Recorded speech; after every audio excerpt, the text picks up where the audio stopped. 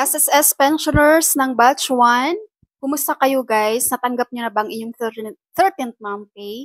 May iilan ditong nag-comment guys na hindi, as of yesterday, no? Ngayong araw wala pa akong nare-receive na comment na nagre-reklamo. Pero as of yesterday, Saturday, ang daming nag-comment na fake news daw dahil wala pang pumapasok sa account nila na 13th month pay.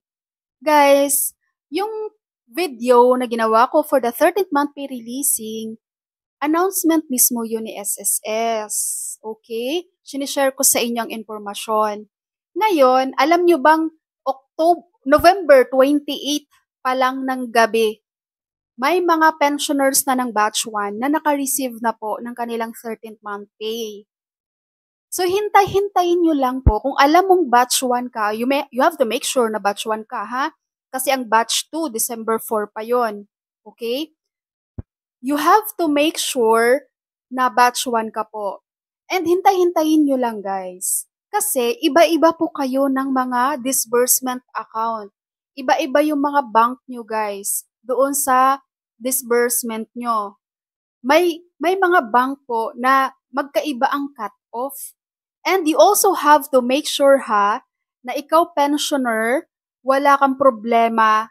Like for example, kailangan mo bang mag-comply ng AKOP pero hindi ka nakapag-comply, no? Kumbaga, wala kang utang kay SSS sa requirements, sa pag-comply.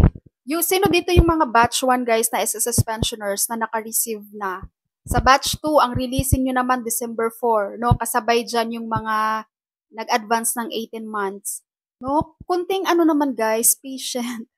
Meron nga ditong nag-comment, nakapag-advance siya ng 18 months. So supposedly December 4 pa yan, kasabay ng batch 2. Pero sabi niya dito, kahapon to November 30. Ang sabi niya, naka-receive na siya ng kanyang 13th month pay. O diba? Kasi guys, tandaan nyo, iba-iba po kayo ng bank. And bawat bank po, magkaiba ng mga cut-off yan. Kaya, wag masyadong wag nyo i-stress yung sarili nyo. Marireceive nyo din yan. Okay? Yung batch 2 December 4 kayo. So, wag nyo i-expect na ang December 4, lahat din kayo guys makakatanggap. No? Sana, lahat kayo makakatanggap. Pero pag hindi kayo, pag wala pa ng December 4 na pumasok guys, bigyan nyo naman kahit isang araw. I-check nyo ng December 5. Okay? Siyempre, ang dami-dami nyo kayang pensioners. Alam ko, mahigit 3.3 million kayo, guys. Diba? Parang payroll lang yan. So, dati nagpe-payroll ako sa HR, no? HR ako and sa payroll yung hawak ko. Every time na magpe-payroll kami, of course, sa mga employees, atat na yan sa sahod, diba? So, may mga employee na mag-check ng kanilang banking online, oy, pumasok na. Yung katabi niya, pag-check ng kanyang, nung narinig niya yung ka-office mate niya, nasabing pumasok na yung sahod, yung katabi niya, nag-check din ng online, wala pa palang po, di pa pumasok sa kanya. Siyempre, hintayin nyo lang kasi one at a time, di ba? Hindi naman magic yung bangko na isahang same oras, di ba? Same oras, pasok agad yung mga mga payout nyo. Kaya haba-habaan ang pasensya, mga inday, mga dudong. Okay, so wag agad magsabi-sabi ng fake news.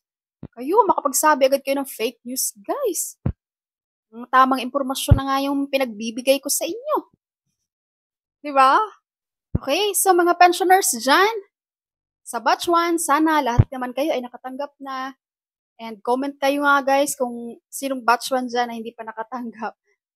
Okay, so yun lang po mga SSS pensioners. Maraming salamat sa inyong panonood. Merry Christmas and God bless you all.